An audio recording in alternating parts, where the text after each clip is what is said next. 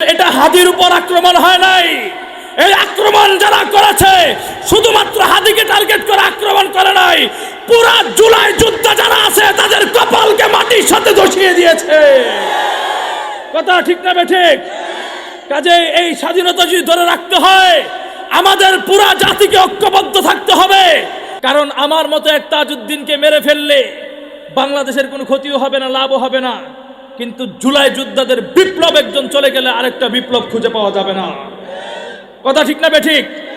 এজন্য আমরা বড়দের কাছে আবদার করব, আমাদেরও দুই একজন নেতা আছে, শাইখুল হাদিস ইবনে শাইখুল হাদিস আল্লামা মামুনুল হক সাহেবের জন্য সরকারি নিরাপত্তার ব্যবস্থা করতে হবে।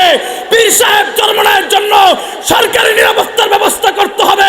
জামাতের নেতা ডক্টর শফিকুর রহমান সাহেবের জন্য সরকারি নিরাপত্তার ব্যবস্থা করতে হবে। এদের নিরাপত্তা দেওয়ার যদি ব্যর্থ শিকার হয়, মনে রাখবেন দেশের স্বাধীনতা রক্ষা করা আমাদের জন্য বিপদ হয়ে যাবে। 5 আগস্টের পর থেকে একটা কথা চিৎকার করে বারবার বলেছি, স্বাধীনতা অর্জন করা সহ স্বাধীনতা ধরে রাখাটা আমাদের জন্য কঠিন। কথা ঠিক না বেঠিক? এজন্য আমরা বারবার বলেছিলাম আপনারা দলে দলে বিভক্ত হবেন না, সকলে ঐক্যবদ্ধ হয়ে থাকবেন, স্বাধীনতা কেউ নষ্ট করতে পারবে না। আজকে আমরা সাধারণত সংসদের একটা দুইটা চেয়ারের জন্য নিজেদের ভিতরে নিজেরা যেভাবে দলাদলি করতেছি, দিন শেষে মনে রাখবেন সেই ফ্যাসিবাদ আপনাকে আবার নতুন করে আক্রমণ করবে। কথা ঠিক না বেঠিক? আজকে আপনারা দেখেছেন হাদি ভাইয়ের উপর আক্রমণ হয়েছে, মনে রাখবেন এটা হাদির উপর আক্রমণ হয় নাই। এই আক্রমণ যারা করেছে শুধুমাত্র হাদিকে টার্গেট করে আক্রমণ করে নাই, পুরা জুলাই যোদ্ধা যারা আছে তাদের কপালকে মাটির সাথে ধসিয়ে দিয়েছে। কথা ঠিক না বেঠিক? কাজে এই স্বাধীনতা যদি ধরে রাখতে হয় আমাদের পুরা জাতিকে ঐক্যবদ্ধ থাকতে হবে। কে বিএনপি, কে জামাত, কে এনসিপি, এই দল ভেদাভেদ করা যাবে না। কারণ এই স্বাধীনতার উপরে মুসলমানদের আলাদা একটা শক্তি কাজ করে। কাজেই আমরা পরিষ্কার দাবি তুলতে চাই, আমাদের জুলাই অভ্যুত্থানে যারা নায়ক আছে রাষ্ট্রপ্রধানের কাছে আবদার থাকবে আপনারা ওনাদের দ্রুত নিরাপত্তার ব্যবস্থা করেন। কথা ঠিক না বেঠিক? কারণ আমার মতো এক তাজউদ্দিনকে মেরে ফেললে বাংলাদেশের কোনো ক্ষতিও হবে না, লাভও হবে না, কিন্তু জুলাই যোদ্ধাদের বিপ্লব একজন চলে গেলে আরেকটা বিপ্লব খুঁজে পাওয়া যাবে না। কথা ঠিক না বেঠিক? এজন্য আমরা বড়দের কাছে আবদার করব, আমাদেরও দুই একজন নেতা আছে, শাইখুল হাদিস ইবনে শাইখুল হাদিস আল্লামা মামুনুল হক সাহেবের জন্য সরকারি নিরাপত্তার ব্যবস্থা করতে হবে। পীর সাহেব চরমনায়ের জন্য সরকারি নিরাপত্তার ব্যবস্থা করতে হবে।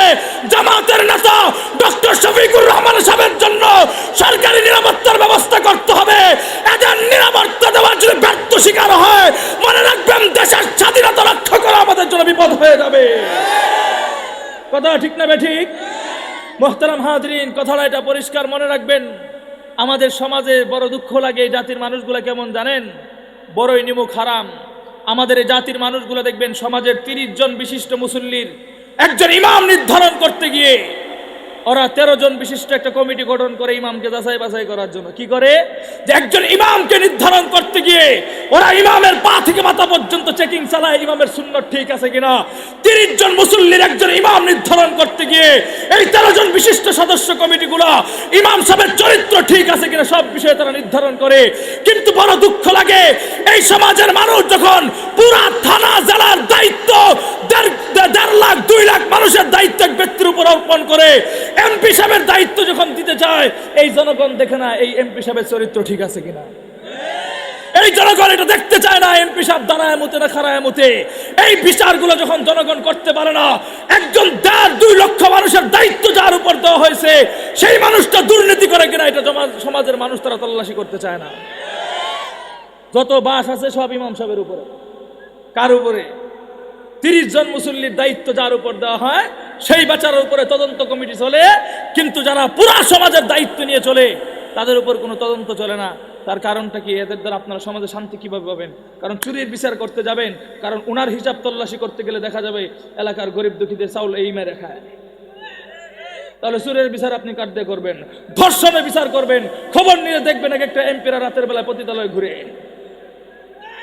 আর আসতে বলেন ঠিক, আর আসতে বলেন। সমাজের বাস্তব চিত্র এটাই। কিন্তু কথা মনে রাখবেন, আমাদের মতো যারা জোরে গলায় কথা বলে, কালেমার এই আওয়াজ নিয়ে কথা বলে, এদের কণ্ঠগুলোকে স্তব্ধ করে দেওয়ার জন্য শুধু আজকে নয়, আদিকাল থেকে ষড়যন্ত্র চলছে, আজও চলছে, ইলা ইয়াউমিল কিয়ামা, কিয়ামত পর্যন্ত এই ষড়যন্ত্র চলতে থাকবে। কিন্তু দোস্ত, পরিষ্কার কথা, আল্লাহর দেওয়া এই কোরআনের বাণীগুলো যারা উচ্চারণ করবে, আল্লাহর দেওয়া কালেমার এই আওয়াজগুলো যারা বলন্তভাবে উচ্চারণ করবে, ওদেরকে আল্লাহ সাময়িকভাবে পরীক্ষা করলেও ইজ্জত বানায় দিবেন কে? আরো আসতে বলে। মুহতারাম হাজিরিন, কথাটা এখন পরিষ্কার বুঝেন। আমার আল্লাহ পাক রব্বুল আলামিন এই গোটা দুনিয়া সৃষ্টি করবার পর থেকে আমাদের নবী আসার আগ পর্যন্ত যুগে যুগে নবী এবং রাসূলদেরকে প্রেরণ করেছেন। সুবহানাল্লাহ।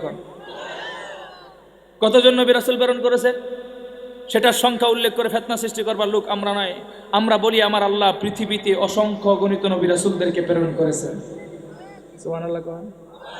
সুবহানাল্লাহ আওয়াজ আসতে হয়, এখান থেকে সুবহানাল্লাহ পড়তে দেরি হয়, রহমতের ফেরেশতা তোমার জন্য জান্নাতের ভিতরে গাছ লাগাইতে দেরি হয় না। প্রত্যেকটা নবীদেরকে যখন দুনিয়াতে আল্লাহ পাঠাইতেন, কোন নবীকে কোন গ্রামের জন্য পাঠাইতেন, কোন নবীকে আবার কোন শহরের জন্য পাঠাইতেন, কোন নবীকে আবার কোন একটা রাষ্ট্রের জন্য পাঠাইতেন। পাঠানোর পরে বলে দিত, নবী তোমার দাওয়াতের সীমানা হচ্ছে এই এরিয়ার ভিতরের বাইরে দাওয়াতের কাজ করার কোনো অনুমতি নাই।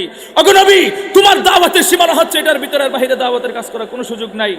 নবী গো, এই কালেমার দাওয়াত শুধু তুমি একা দিবা, তোমার উম্মত দাওয়াত দেওয়ার কোনো সুযোগ নাই। উম্মত হিসাবে কালেমার দাওয়াত দেওয়ার সুযোগ শুধুমাত্র আমি নবী মুহাম্মদের উম্মতদেরকে দিয়েছি। আওয়াজ করে বলেন আল্লাহু আকবার।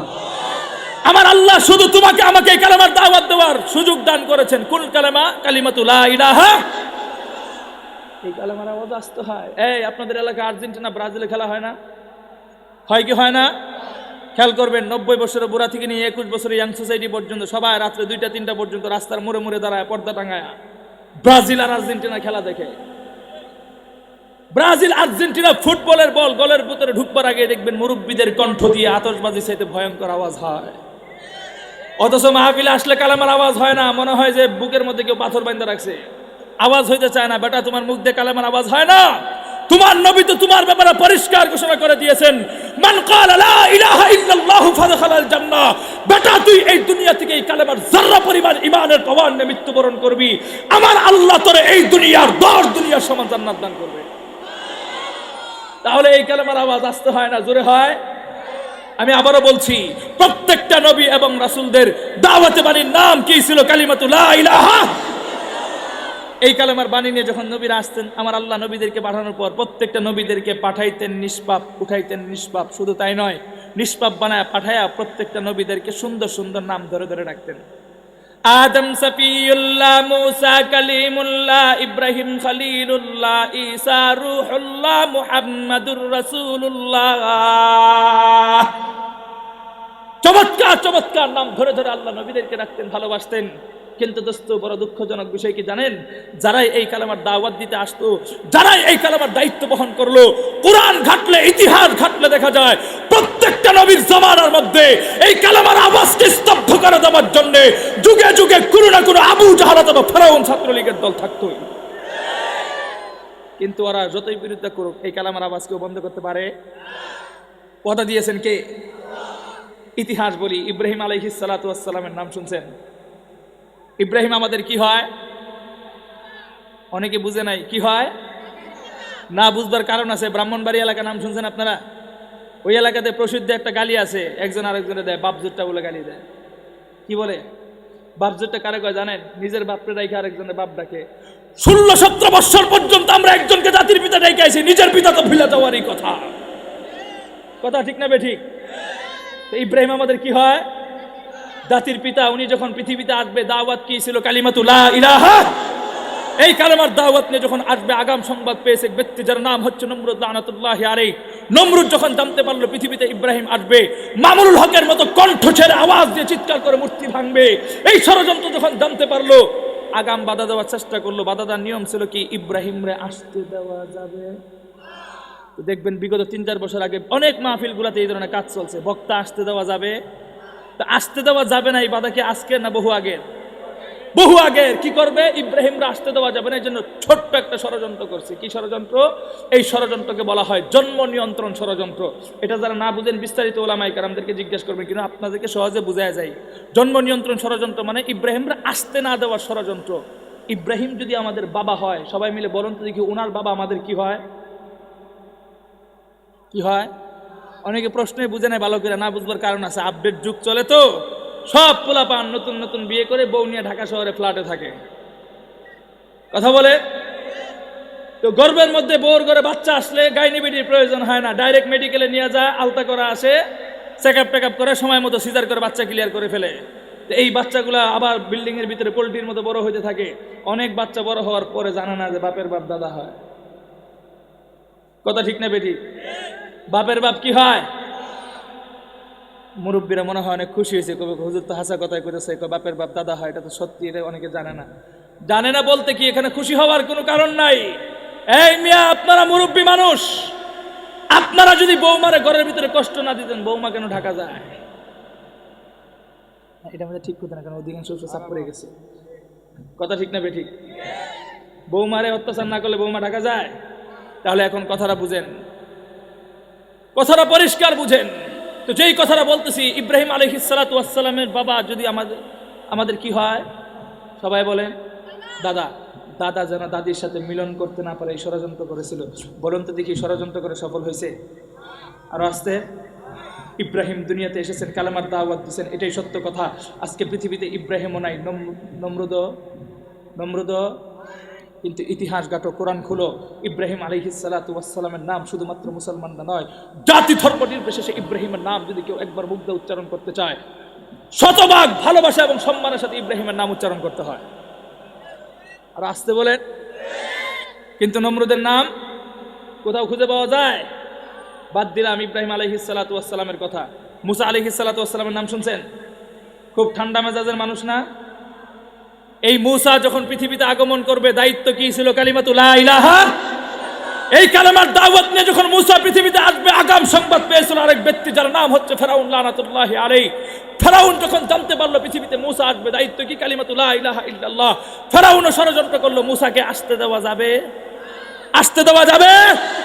এই ষড়যন্ত্র যখন করলো, কি করছে জানেন? বাধা দেওয়ার জন্য ফেরাউন হাজার হাজার গর্ভবতী মা বোনদের পেট কর্তন করে পেটের ভিতর থেকে নবজাত শিশুগুলাকে বের করে টেনে হেসড়ে হত্যা করেছিল। নাউজুবিল্লাহ বলেন। মুহতারাম হাজরিন, কথাটা পরিষ্কার বুঝেন। হাজার হাজার শিশু হত্যা করে মুসার কালেমা কেউ বন্ধ করতে পারছে?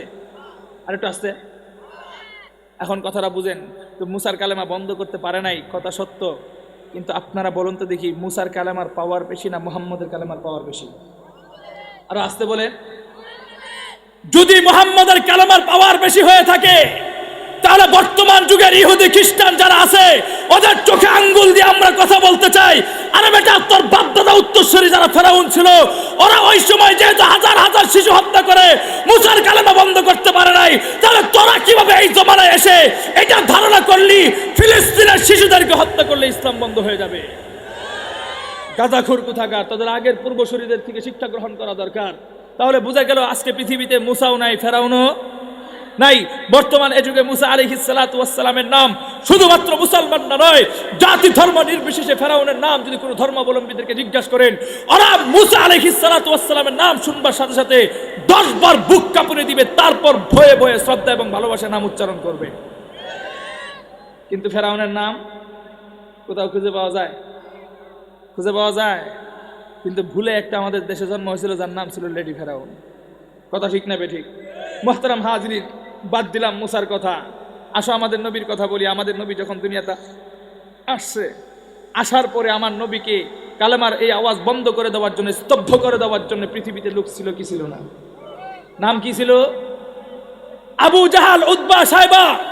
ওরা শুধু আমার নবীর কালেমার আওয়াজকে বন্ধ করে দেওয়ার জন্য ষড়যন্ত্র করে নাই, ওরা আমার নবীর কালেমার এই আওয়াজকে স্তব্ধ করে দেওয়ার জন্য আমার নবীর দন্ত মুবারক পর্যন্ত শহীদ করে দিয়েছে।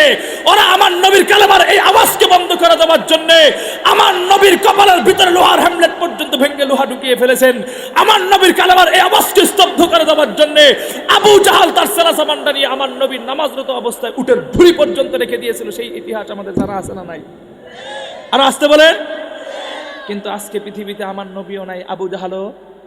সবাই কথা বলেন। বর্তমানের যুগে আমার নবীর নাম শুধুমাত্র মুসলমানরা নয়, জাতি ধর্ম নির্বিশেষে, আপনাদের এলাকায় হিন্দু আছে না নাই? আছে না নাই?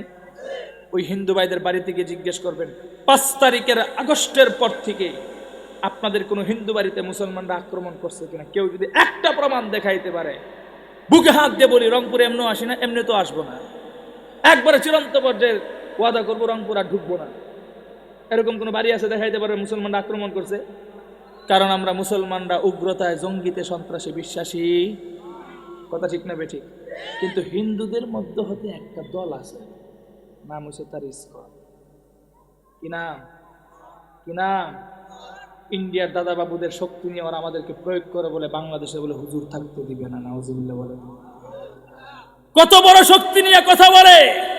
বেটা আমরা যদি অশৃঙ্খল করি, এই দেশ থেকে শুধু নয়, শুধু রংপুর বিভাগের ইসকন গুলাকে যদি দূর করতে হয়, গোটা রংপুরের একটা যুবকের প্রয়োজন হবে না, শুধুমাত্র পীরগঞ্জ জামতলা মাদ্রাসা আর আপনাদের রংপুরে যে একটা আছে কি যেন জুম্মাপাড়া মাদ্রাসা, 2টা মাদ্রাসা নুরানি হাসকারা ছাত্র যদি বারান্দা থেকে দাঁড়ায় প্রস্রাব করে দেয়, গোটা রংপুরের সকল ইসকনরা নদীতে ভাইসা ভাইসা দিল্লি চলে যাবে।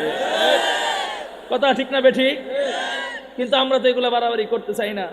কিন্তু দোস্ত পরিষ্কার বুঝেন, ও যদি হিন্দু হয়ে থাকে, ইসকন না হয়ে থাকে, জিজ্ঞেস করবেন নবী মোহাম্মদ সম্পর্কে, পরিষ্কার বলবে হুজুর আমরা হয়তো হিন্দু ধর্মের, আপনাদের ধর্ম মানি না, কথা সত্য, কিন্তু আপনাদের ধর্মের নবী মোহাম্মদকে আমরা ধর্মগুরু হিসাবে মানি। আওয়াজ করে বলেন আল্লাহু আকবার। তাহলে ওদের বক্তব্য দ্বারা পরিষ্কার বোঝা যায় যে আমার নবীকে কোনো ধর্ম অবলম্বীরা গালি দেয় না, এটা নিশ্চিত। আরে বেটা আমার নবীকে কারা গালি দেয় আমার কাছ থেকে শোনো। আমার নবীকে গালি দেওয়ার দুঃসাহস তো তারাই করে যারা পিতৃ পরিচয়হীন অবৈধ মায়ের সন্তান।